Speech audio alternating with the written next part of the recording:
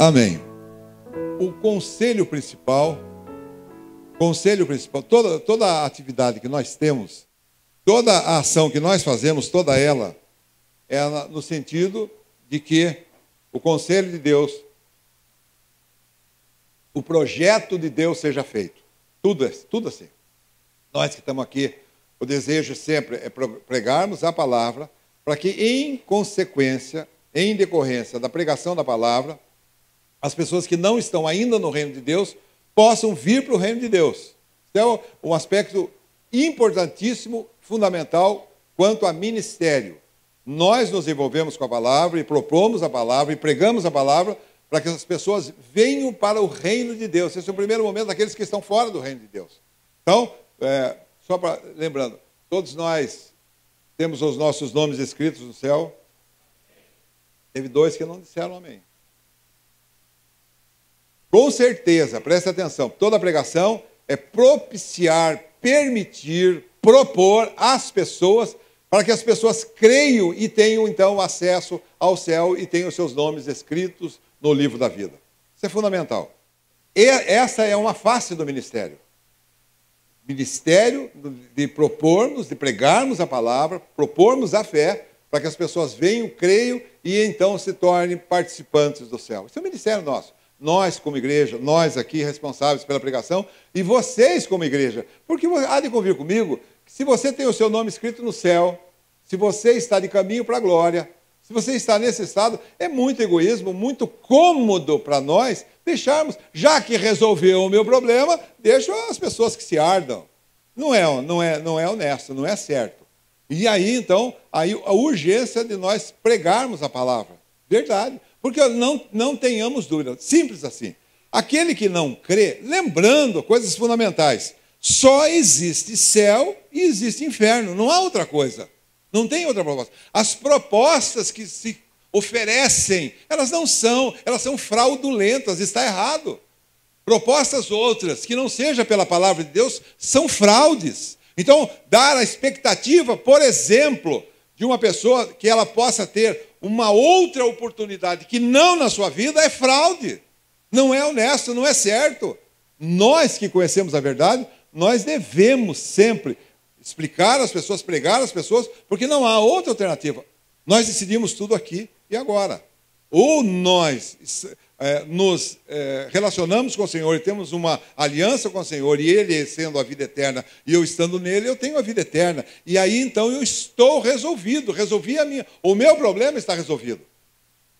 Por outro lado, aquele que, se não ouviu, e eu acho que é difícil não ter ouvido, aquele que não ouviu, aquele que não creu, preste atenção.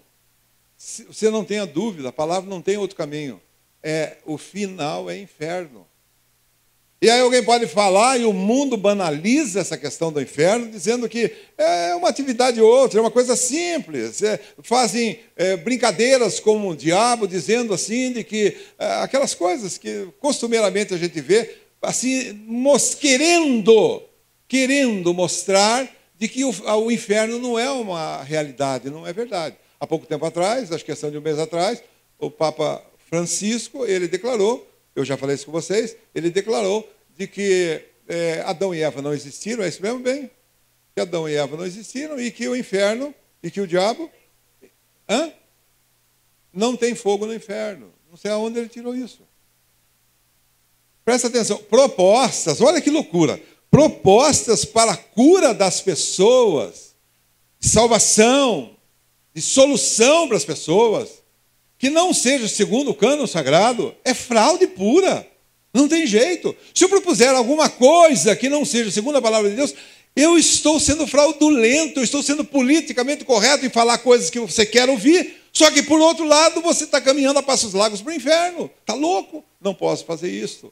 Então, essa questão é muito sério para quem prega, e olha, presta atenção, eu tenho o microfone, você não tem. Isso não exime você de você pregar a palavra, de você avisar outras pessoas. Muitas vezes você vai ser antipatizado. As pessoas vão olhar para você, e lembrando sempre, se você fala de Deus, todo mundo te aplaude. Porque Deus é genérico, dá-se uma ideia, tem muitos deuses. Deus, ai que beleza. Eu conheço muito a Deus, Deus. Não, o Deus específico, que é o real e que nós pregamos, é o Deus, o Pai de nosso Senhor Jesus Cristo. E todas as vezes que você falar no nome de Jesus, você fique sabendo mais uma vez que você vai ser colocado de lado, você vai ser tripudiado. O nome de Jesus faz a diferença. Há muitos deuses. Contudo, para nós há um só Deus, o Pai de nosso Senhor Jesus Cristo. Diga amém. É verdade isso. Eu não posso, nós não podemos, nunca. Presta atenção, por questões outras, interesseiras, outras, politicamente corretas, ser agradável, não podemos deixar de pregar, de falar a verdade, a mensagem real, que é salvação, em primeiro lugar, salvação com relação ao céu, salvação e perdição, que é a relação ao inferno. Deixa eu falar para você, você pode não gostar, mas o inferno é terrível.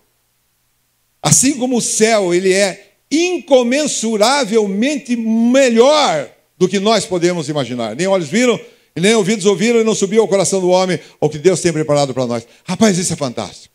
Para você que é salvo, meu irmão, minha irmã, para você que creu,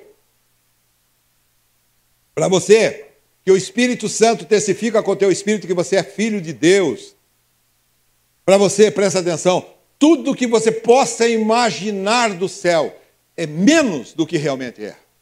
O meu Deus, o nosso Deus, é um Deus de exagero, é um Deus grande. Muito mais do que tudo é o céu e aquilo que estamos sendo esperados lá, que um dia nós estaremos para sempre com o Senhor. E olha, ouça bem isso. Nada justifica, nada se compara à glória de estarmos com o Senhor eternamente. Nada.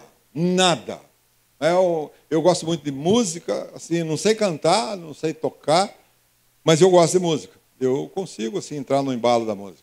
E há músicas maravilhosas, eu vejo músicas, e mesmo músicas do mundo, que eu acho, algumas músicas eu acho muito bonitas. Estava falando um dia lá em casa, estava o João Tintão lá conversando e tal, e mesmo as músicas do mundo, tem algumas músicas do mundo que eu acho muito bonitas. Tem uma do Frank Sinatra, Let Me Try Again, eu acho muito linda, muito bonita aquela música. Alguém conhece? Diga amém. Acho muito bonita aquela música. Legal. E músicas como essa que nós cantamos aqui, e outras músicas, eu quero que o Branco, o Lucas, e um terceiro e um quarto cantem essa música, que é Amazing Grace. Acho uma barbaridade. Cada vez que eu ouço aquela música, misericórdia, eu acho... Já ouviram ela? Já ouviram? Diga amém. Cara, é fantástica aquela música. E eu fico olhando, e eu assim no meu canto, ouvindo aquela música, e eu fico borbulhando por dentro. Eu fico puxa, é muito legal, muito legal. E vejo outras músicas, por favor. Agora eu fico imaginando a hora que nós estivermos chegando no céu.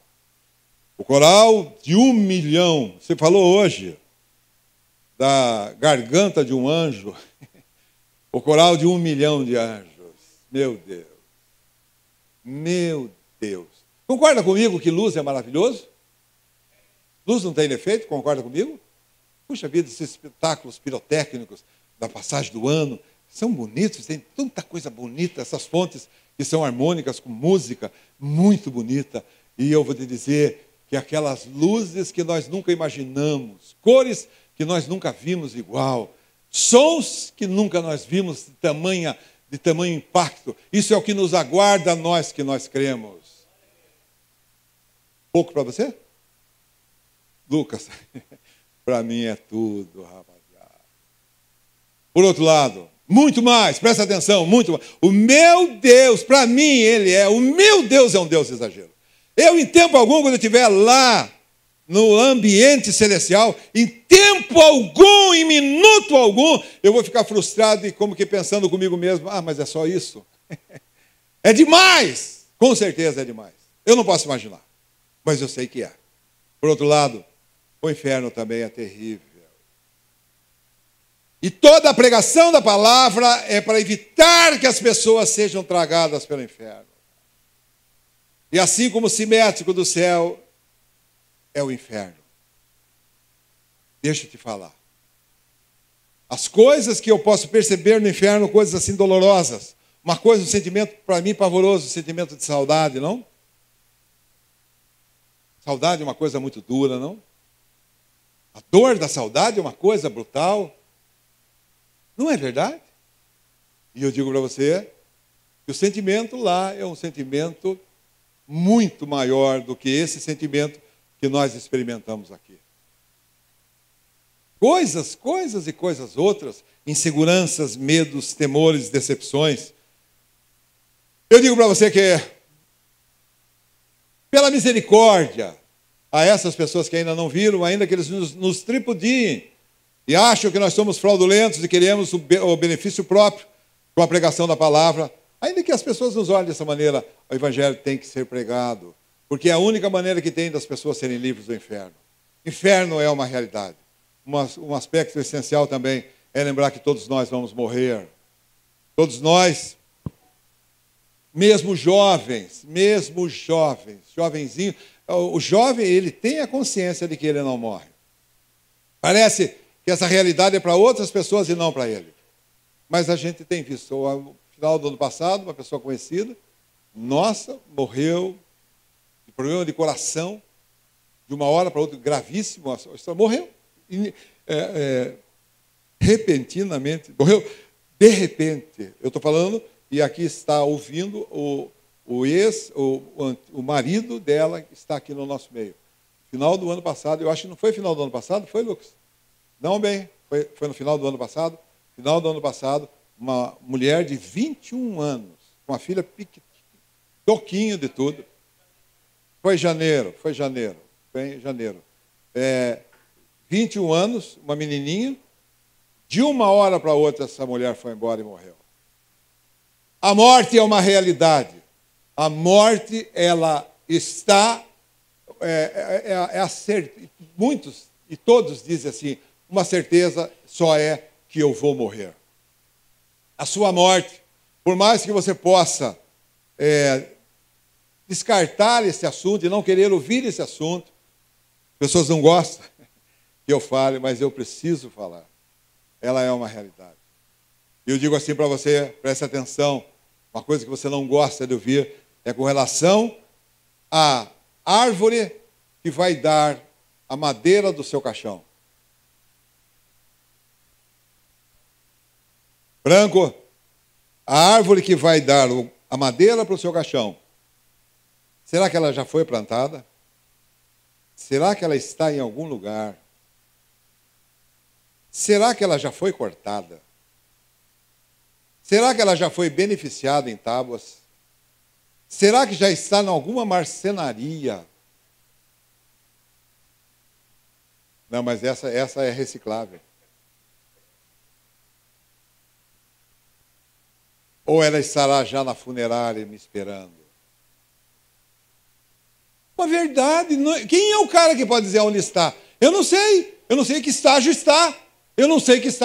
Ou está já lá, posso até passar e olhar e ver. Está lá, eu nem sei que é meu, nem sei que é para mim. Agora, uma coisa eu sei. Como a minha família comprou, viu? Bem, presta atenção, isso é para você também. Como a minha família comprou o túmulo, não é túmulo, como é que chama aquilo? O jazigo, lá no Barreiro. Agora que eu fui para o retiro, eu não falei para você. Eu fui para o retiro e falei assim, essa vai ser a minha última viagem. É verdade, cara, porque é lá no Barreiro. Andamos lá, na Licoi. Eu não falei isso? É esse caminho que eu fiz agora, no Retiro dos Jovens, é o caminho que eu vou fazer, minha última viagem. Como é que é? Na minha última viagem, eu vou indo para lá. Já sei o caminho, o itinerário, chimentão, já sei. Já vi lá. Cara, mas olha, menosprezamos a morte porque ela foi vencida. É verdade, cara. Estou velho, 65, já estou queimando óleo. Verdade, isso já. Mas uma coisa é certa. Ainda que a nossa casa terrestre se desfaça, nós temos um prédio, um edifício, feito não por mãos humanas, reservado para nós lá no céu. E preste atenção, ainda que esse corpo vai se consumir, aí eu tenho a promessa da palavra de Deus de Filipenses, que ele diz assim, quando diz assim, Paulo falando lá em Filipenses capítulo 3, ele diz assim, filhinhos, sede meus imitadores e observai aqueles que andam segundo o modelo que tendes vistos em nós. Pois muitos há, dos quais outrora vos disse, e de novo digo chorando, que são inimigos da cruz de Cristo. Seu fim é perdição, seu Deus é o ventre, e a sua glória é a vergonha, que só pensam nas coisas terrenas. E agora, para nós? Mas a nossa pátria está nos céus, de onde aguardamos o Senhor e Salvador Jesus Cristo, que transformará o nosso corpo de humilhação para ser conforme o seu corpo glorioso, segundo o seu eficaz poder de sujeitar a si todas as coisas. Caramba! Puxa, estou velho, cansado, mas chega a hora que eu estarei para sempre com o Senhor, com uma saúde que a minha juventude não me deu. Isso é a pregação que tem que ser feita. E a palavra real é sempre assim. Nós não podemos deixar desta linha. Primeira história, todos pecaram e destituídos estão da glória de Deus.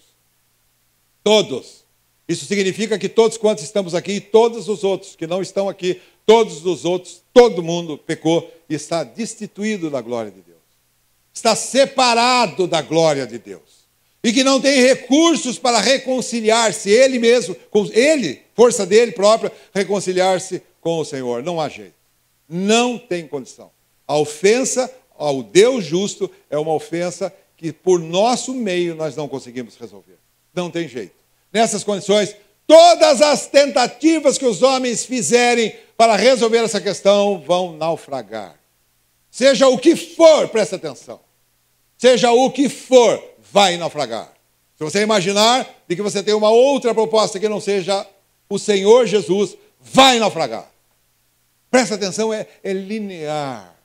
Os homens e as mulheres são muito estúpidos. É verdade. Você olha o corpo humano e você olhar para o corpo humano e imaginar que isso foi feito do acaso, isso é de uma estupidez faraônica. Nossa, isso aconteceu por acaso. Isso é uma coisa que veio...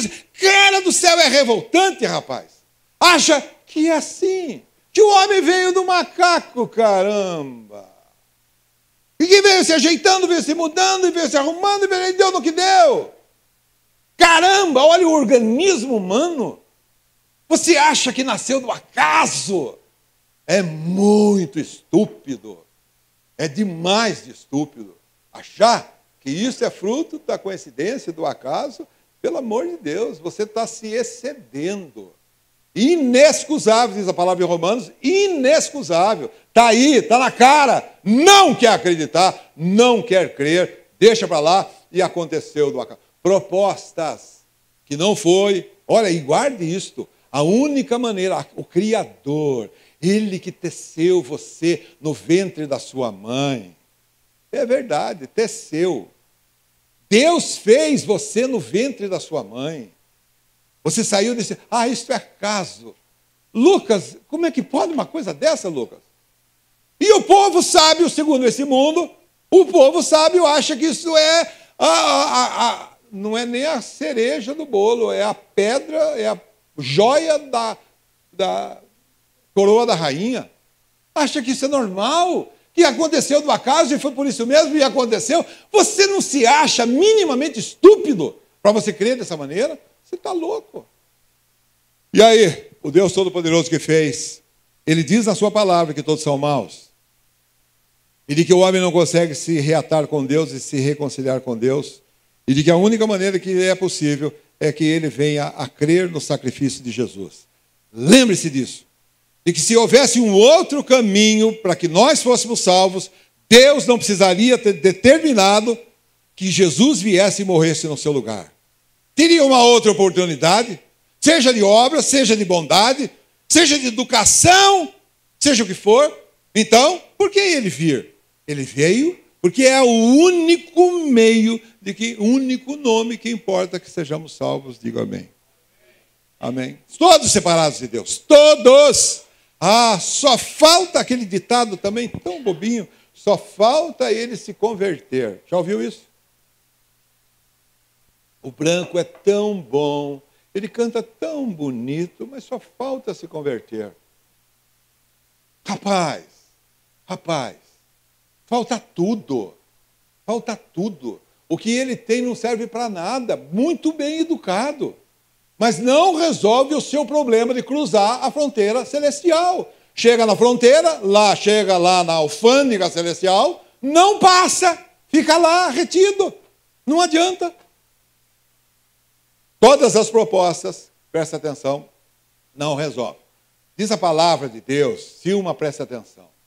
Que lá em Isaías 59, 2, diz que as nossas iniquidades fazem separação entre nós e o nosso Deus. As nossas iniquidades. Primeiro, lembrando sempre que nós herdamos dos nossos pais uma carga, uma dívida assombrosa que nós não conseguimos pagar. Deixa eu te falar. Herdamos do pai maldição dos nossos pais. Herdamos deles todos. Eles receberam dos nossos avós e pais dele, e assim, e foi lá para frente. Todos são pecadores. E aí, por serem pecadores, a prática e o exercício e a fábrica é de pecados. A Roseli estava falando hoje, cedo, a respeito, eu acho que é o Ted Hegre, ele falou assim, Deus, que legal isso, Deus só nos deu um coração novo, mas Ele não nos deu um corpo novo. Este corpo, ele se definha, esse corpo, por conta do pecado. Presta atenção, eu estou velho, e se você ainda não, você vai para o mesmo lugar. Presta atenção. E isso, nunca foi projeto de Deus, isto foi por conta do pecado. O pecado avariou a raça humana. Danificou a raça humana. E esse projeto que aconteceu, que Deus fez, ele foi atrapalhado por conta do pecado. Essa situação do homem é gravíssima. Deixa eu te falar, é gravíssima. Mais uma vez, gravíssima. As nossas iniquidades é que fazem separação entre nós e o nosso Deus.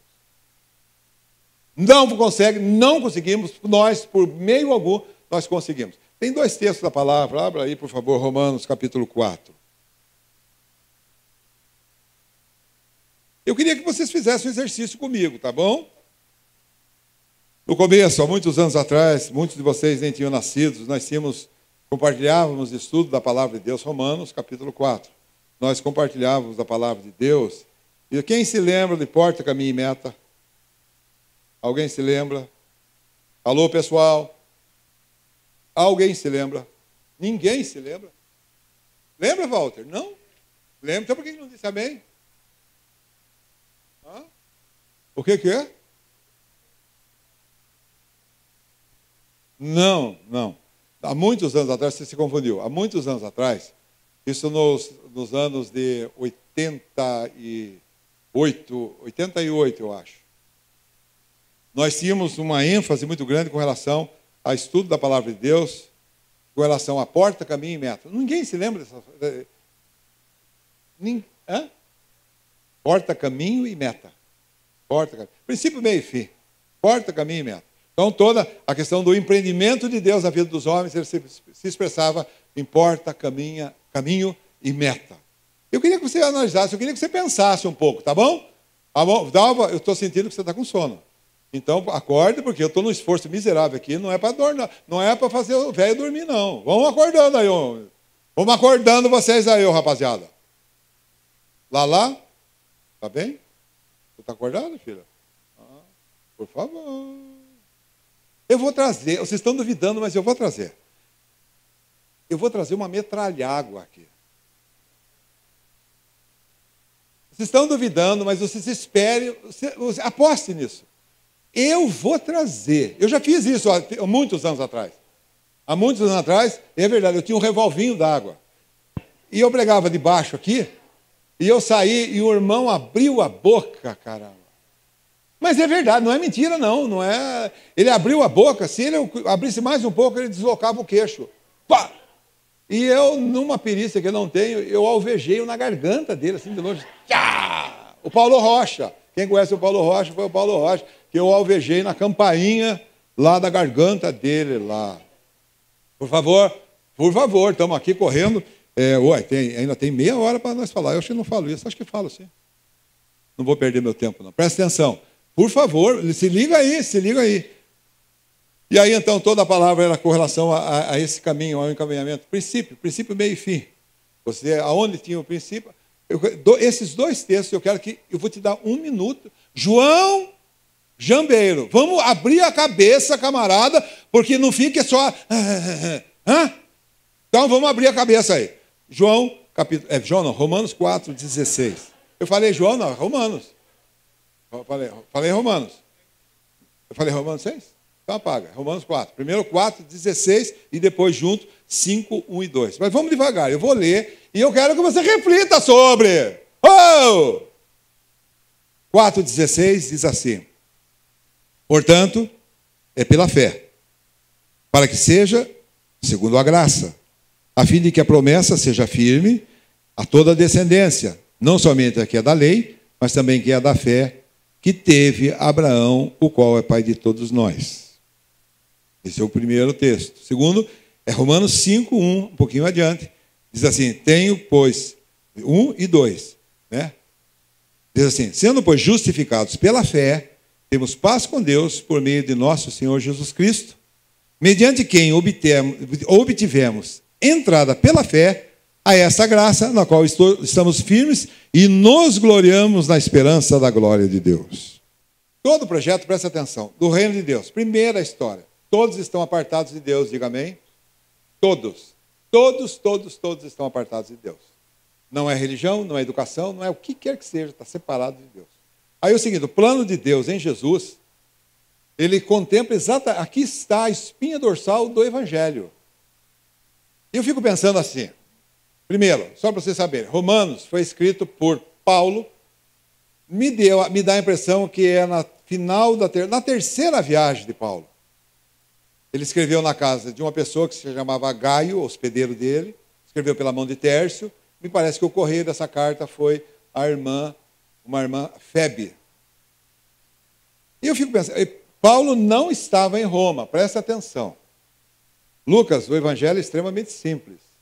Eu fico pensando, me parece que a carta de Romanos ela é muito pesada, doutrinariamente falando. Eu fico pensando assim, que quando Paulo escreveu a carta, ele mandou para um grupo de pessoas que começaram com ele, que estiveram com ele um tempo e que depois eles foram para lá. E alguns foram para Roma, mesmo não na caravana dos irmãos de Paulo. E eu fico pensando assim, como é que esse povo que estava lá, como é que esse povo consegue entender tudo? Porque essa carta cair na mão de uma pessoa sem mínima experiência, ele vai rodar. E na verdade não é assim.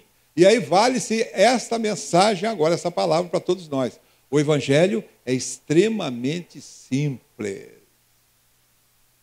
Se você pegar e você olhar com uma outra ótica complicada, você se enrola.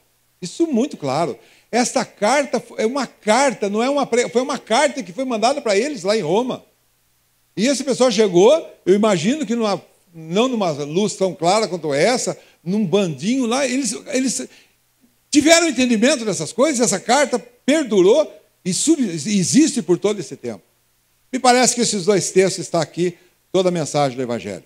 Primeiro, presta atenção, eu queria te ajudar na sua abstração. Imagine, e como de fato é, um paredão intransponível.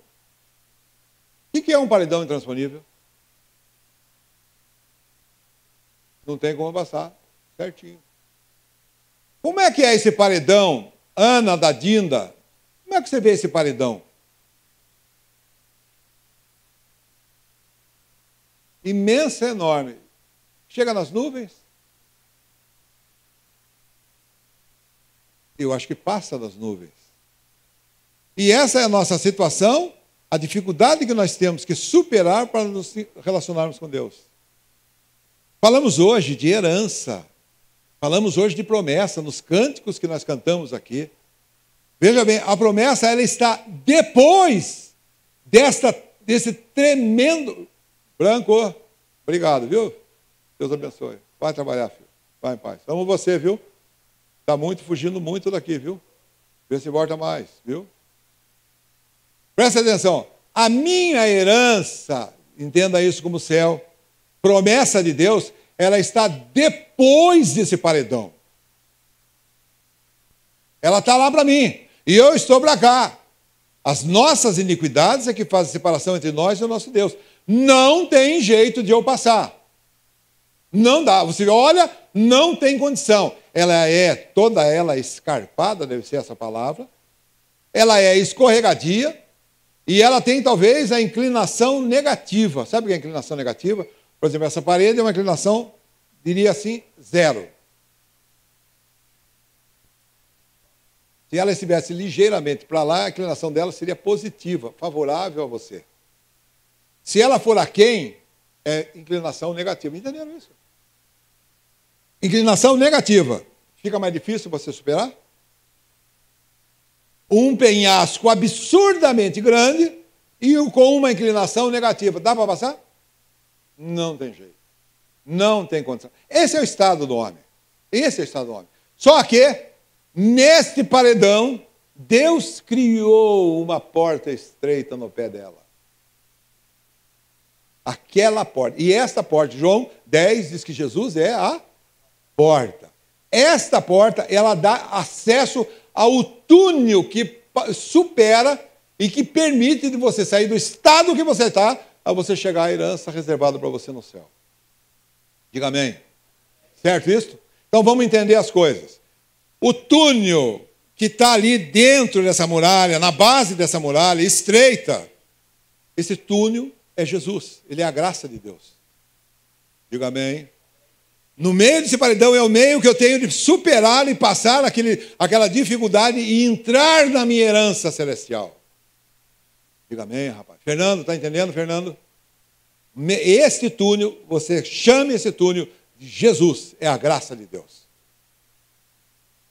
O túnel está posto. O fato está feito. O sacrifício já foi feito. A proposta de Deus do sangue de Jesus foi feita lá conforme Romanos 3. Está lá. Agora eu preciso ingressar. E como eu ingresso? Fé. Eu ingresso pela fé. A pregação desperta as pessoas à fé. Então eu entro neste túnel, eu estou perdido num lugar inacessível, inóspito, complicado, mas que existe uma saída. E essa saída, a única maneira que eu tenho é essa saída que se chama a graça de Deus, que é Jesus. Não há outro. E aí a importância da pregação da palavra. A pregação da palavra, ela leva as pessoas à fé. E aí as pessoas com fé, elas podem entrar nesse túnel, diga amém. É o único jeito. Nossa, como vocês são fracos. Eu queria dizer amém, aleluia. Olha, a pregação da fé é que permite os homens entrarem por esse túnel, superarem aquela paredão que me impedia, que me barrava, para que eu chegue a então a ter aquilo que Deus tem prometido para a minha herança. Diga amém. Vamos ler o texto de novo. Romanos 4,16 assim, presta atenção. Portanto, é pela fé, entrada pela fé, para que seja segundo a graça, Jesus, favor imerecido. Ele é o túnel, ele é o elemento de ligação.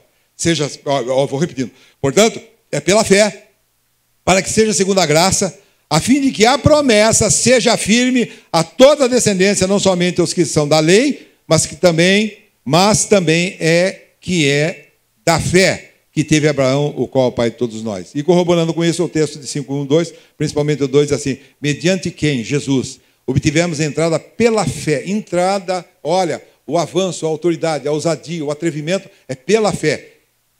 A esta graça, que é Jesus, na qual estamos firmes e nos gloriamos na esperança da glória de Deus.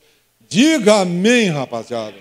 Rapaz, aí está tudo. Aí está a coluna dorsal do Evangelho. Fé, graça e herança. Meu Deus. É aí que reside todo o tesouro que nós temos. Eu queria falar um pouquinho por fé. Esse nosso relógio aqui não para. Começamos a falar que fé é uma confusão. E é mesmo.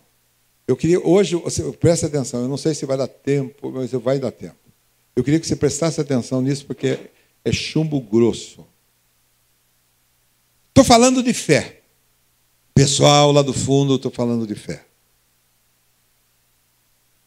Deixa eu falar para você o seguinte, qual é a razão da fé? Por exemplo, hoje, nos nossos dias, nós estamos vendo show da fé.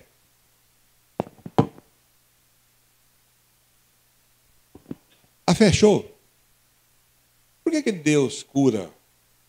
Porque Deus quer honrar aquele que tem fé nele? Presta atenção nisso. Abra a cabeça. Presta atenção.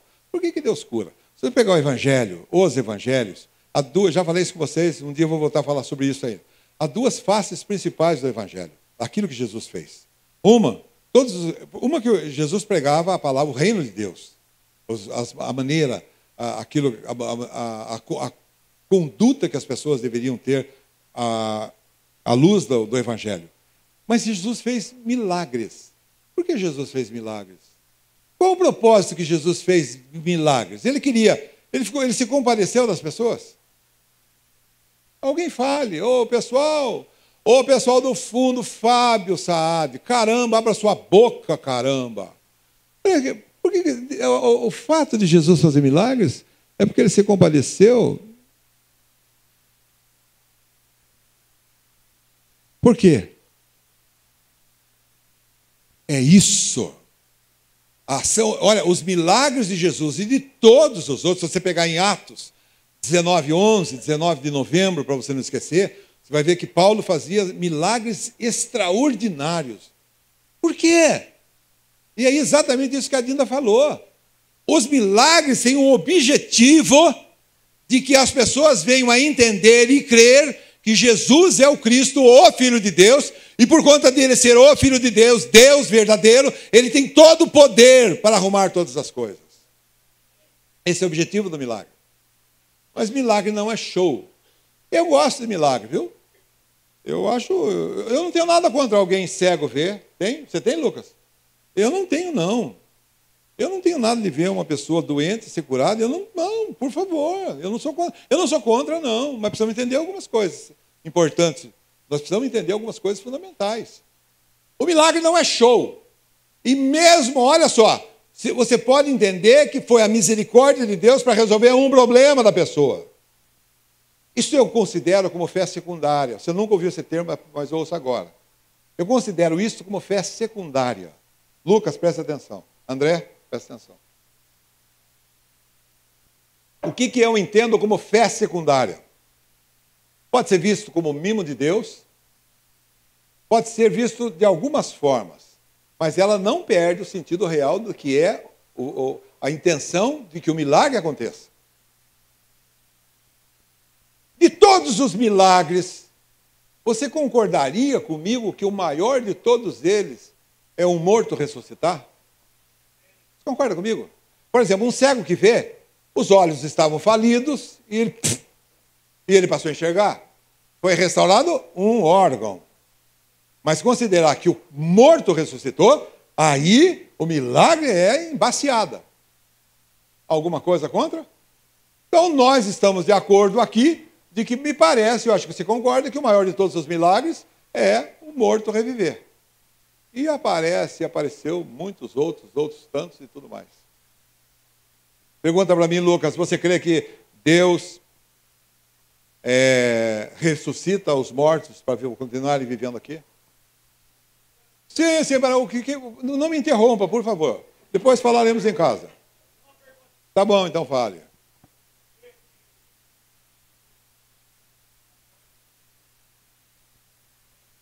Eu creio.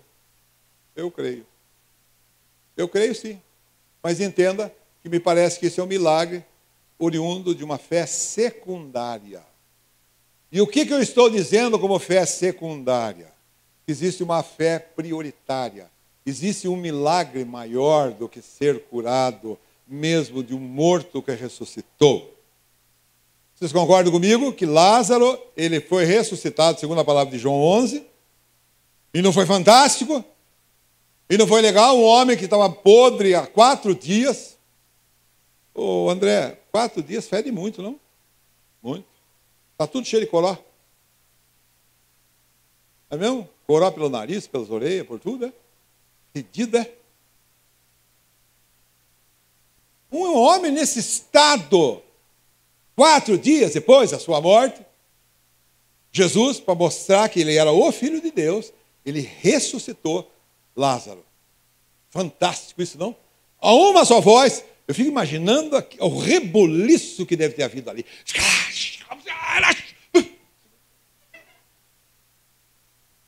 E aí ele fala assim, Lázaro, sai para fora. Cara, o cara veio andando, amarrado naqueles paninhos dele lá, cara. Fantástico! Milagre enorme, não? Mas Lázaro, por certo, morreu depois. Diga amém. Concorda comigo?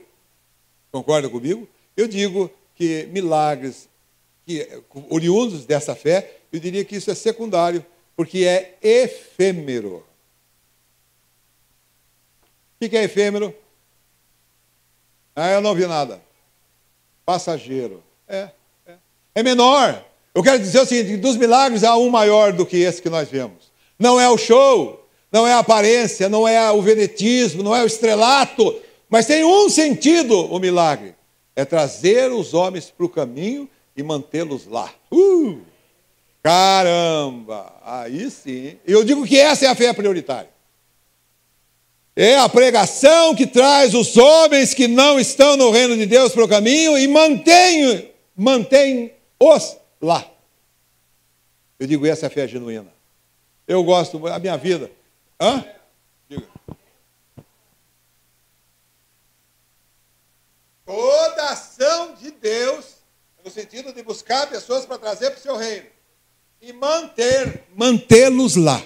Porque se só viesse e parasse por aí, a coisa ficaria fraca, porque outra coisa, a nossa permanência no reino de Deus é um milagre.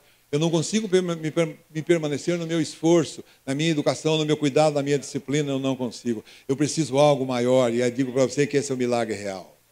Diga amém, rapaziada. Eu, na minha vida, eu tive muitos milagres. A Roseli está fazendo um livro. Vai ser editado depois que eu morrer, velho? Antes? É mesmo? Mas eu vou morrer logo, velho. Então apressa aí. Presta atenção. Eu tive muitos milagres na minha vida. Muitos. E é verdade. Eu vi, olha, você, voltando, trazendo você a lembrança, educar 7 filhos. Eu vi coisas durante esses anos todos que ao mortal não é lícito ouvir. Deus cuidou, rapaz. Deus cuidou. Misericórdia. Mínimas coisas. Contei para vocês, uma das coisas, tantas outras, do cheque que sumiu, que eu não tinha o dinheiro e o cheque sumiu. Aí você fala, é coincidência.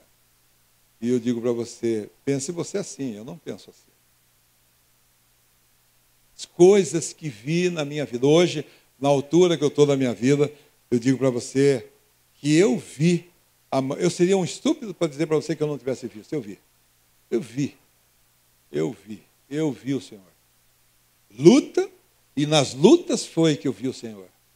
Vi, maravilha. E é verdade. Então, só para dizer o seguinte, que eu não sou absolutamente contra milagres, absurdamente não. Mas eu quero falar para você que mais que esses milagres, existe um milagre maior que a fé possibilita. É eu vir para o caminho e eu permanecer no caminho. Diga amém, rapaziada. Você pode não acreditar e pode estar achando que é uma fraude minha. Pode pensar. Deus me deu graça para viver a minha vida fiel ao Senhor. Isso que o Alexandre falou de integridade. Eu em mim? Heber, você é hilário. Eu não tenho força nenhuma. A minha força, se não é menor que a sua, não sei. Eu não tenho força nenhuma. E eu diria como você, para não ficar em inferioridade com relação a você. Mas Deus me deu graça para ser fiel. 42 anos de fé. Muitas propostas, tentações do inferno. Deus me deu graça para estar em pé como até hoje estou. E você, preste atenção. Se você acha que eu estou blefando, você vai ver na eternidade se eu estou blefando ou não. Lá não tem conversa mole. Deus me deu graça para ser fiel. Não fui eu. Os milagres que eu tive na minha vida são menores do que o milagre que Deus me manteve no caminho dele, rapaziada. É verdade. Muitas e muitas lutas. Muitas e muitas dificuldades, mas o Senhor me livrou de todas. Permaneci no caminho do Senhor. Hebreus, gosto muito de textos de Hebreus também. Hebreus, no início do capítulo 2, ele diz assim, convém, olha só isso, presta atenção. Ô, rapaziada, Silma, presta atenção. Olha só, ele diz assim, convém, Hebreus capítulo 2, versículo 1 em diante.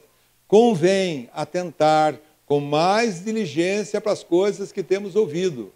Porque, olha só isso, olha a loucura. Se por acaso nós violarmos e desobedecemos, vamos ler. Eu perdi o compasso. Ele diz assim, convém atentar com mais diligência para coisas que temos ouvido, para que em tempo algum nos desviemos dela. Se a palavra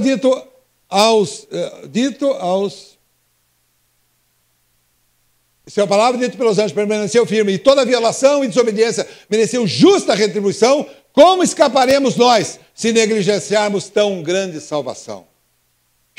Convém, pessoal lá do fundo, convém atentar com mais diligência para as coisas que temos ouvido, para que em tempo algum nos desviemos delas. Isso é um milagre. Esse é o milagre. É maior do que os milagres que eu experimentei.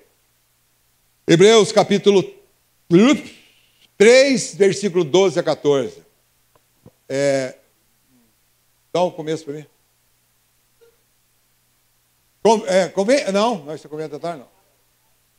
Eu não quero ouvir, eu quero dizer. Como é que é? Dê o começo. Não é a minha tradução essa. Vede, irmãos, que nunca agem em qualquer... isso! Vede, irmãos, que nunca haja em qualquer um de vós um perverso coração de incredulidade que vos afaste do Deus vivo. Antes, exortai-vos uns aos outros todos os dias no tempo que se chama hoje, para que nenhum de vós se endureça pelo engano do pecado. Onde eu errei? Não? Para que nenhum de vós se endureça pelo engano do pecado. Deixa eu te falar. Você chegou no reino de Deus, esse é o milagre. Você chegou no reino de Deus, um milagre. Esse é o milagre que Deus fez. Lembra no pé da paredão que estava lá, que tinha um túnel que ninguém sabia, que pela pregação da palavra nós soubemos daquele túnel e pela fé nós conseguimos transpor as dificuldades e aquele paredão e nós estamos hoje na eternidade com o Senhor já por fé. Diga amém, rapaziada. E é verdade isto. Isto é a verdade. Bom, a permanência, deixa eu te falar, você veio por milagre. E esse é o milagre que importa. E essa é a fé maior, prioritária. Essa é a fé maior. A vinda para o reino de Deus. Ele nos transportar do reino das trevas para o reino do Filho do seu amor. Esta é a fé maior. É a fé que importa. É a fé do Filho. E a permanência dele é do mesmo jeito.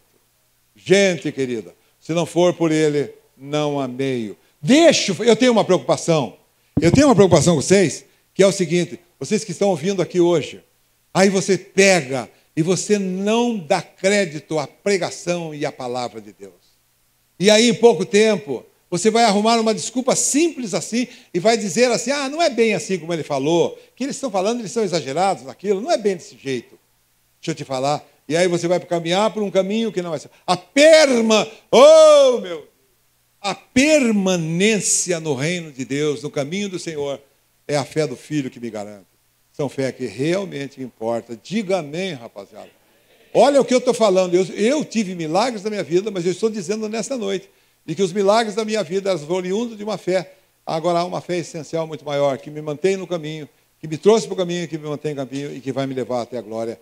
Essa é que interessa e é o que importa. Diga amém e amém. Eu estou em cima da hora. Eu queria falar outras coisas, mas não dá. Queria um negócio. Está aí prontinho, então presta atenção. Eu quero te dizer o seguinte, presta atenção, mensagem final. Eu falei hoje de uma fé real, da fé que importa. A fé que importa é você estar no Senhor e você permanecer no Senhor.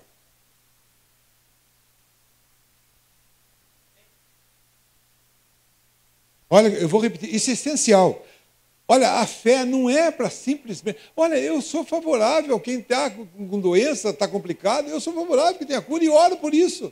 Mas entenda que esse benefício, esse milagre é menor do que vir para o reino de Deus e permanecer no reino de Deus. Não é mesmo assim? Então, presta atenção. Tudo a respeito de fé. A única maneira que eu tenho de eu permanecer... O problema é que você não ouve. A única maneira que eu tenho que ser um piloto celestial. Eu preciso. Imagine que fosse dado a você um Boeing para você pousar esse Boeing, e você vai ver ele agora. Você vai ver um Boeing pousar hoje. Não ainda, não só tem ainda ali, Felipe. Eu estou duvidando que consiga passar, porque toda vez que eu quero passar, não sai lá. Falta de fé. Eu estou dizendo para vocês, imagine que você é piloto, comandante de um grande avião. Esse avião é a sua vida.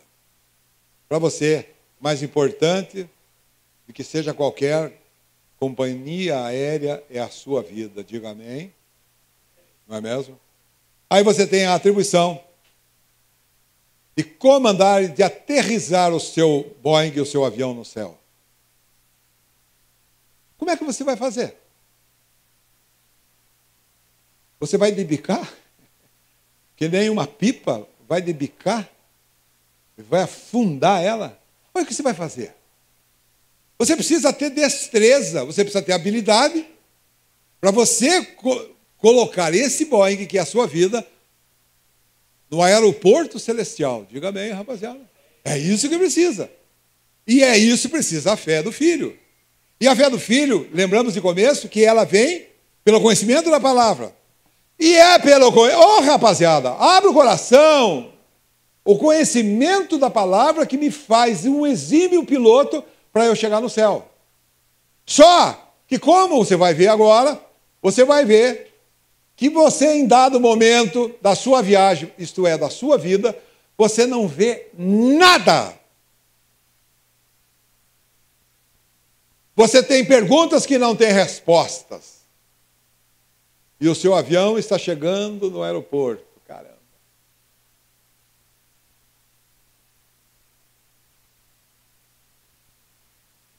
Presta atenção nisso. A viagem nossa, nós precisamos ter habilidade. Nós precisamos ter a audiência celestial para nós nos conduzirmos convenientemente aqui nesse mundo e para nós não cairmos com esse avião da Lamia que caiu lá com aquele lá. Você vai ouvir, daqui a pouquinho, você vai ouvir aqui, num cantinho aqui, você vai ouvir assim, informes. Por exemplo, 100, 500 é 500. Aí você vai ouvindo uma voz, tem 2 pilotos voando, e você vai vendo uma voz do comando, uma voz lá, do computador, só para você entender. Toda a chegada do avião, ele está condicionado à altura que está e ao afastamento que tem, lá onde ele vai pousar. Então, em função desses 2, que é visto tudo isso por equipamento, ele sabe exatamente onde está. E porque sabe exatamente onde está, a voz do comando, a programação, já vai dizendo os botões e as coisas que ele vai ter. Para um pouquinho. Por que eu estou mostrando isso? Porque o Espírito nos dirige. Porque o conhecimento da palavra nos dirige. Isaías 50:10 diz assim, quando você não sabe para onde ir, Firme-se sobre o Senhor, seu Deus. Abra para mim, antes de firmar, Isaías 50:10. Diga para mim, por favor. Isaías 50:10 diz o quê?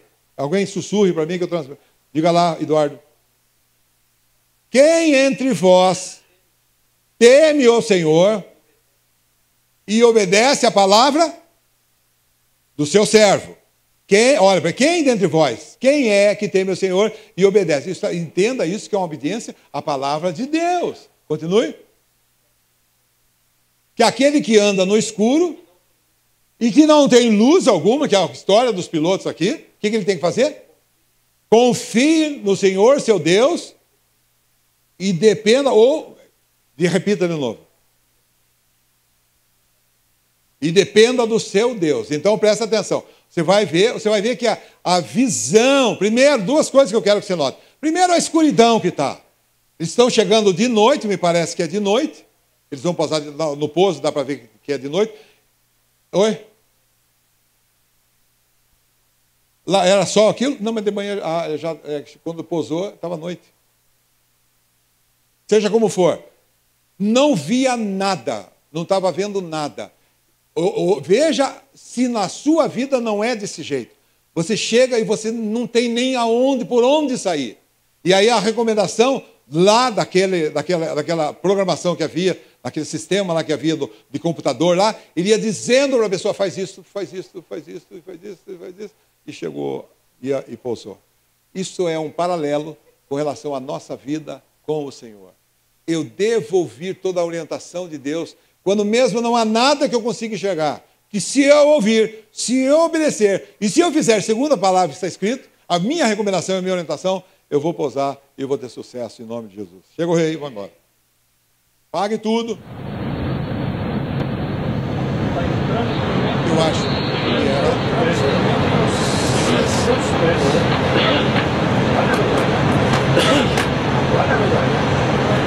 Está vendo nada. O que estão vendo?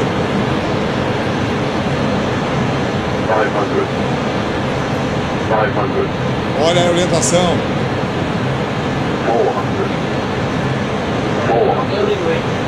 400. Está se aproximando. Recomendação da palavra. 300. Está chegando. Estamos chegando. 100 above. Estamos chegando, gente. O céu nos espera. 100 above. 200. Não vejo nada. Começo a ver alguma coisa. Minimum. 100. 50. 40. 30. 50. 40. 30. Retard. Retard. 10. Retard. Retard. Encostamos no céu.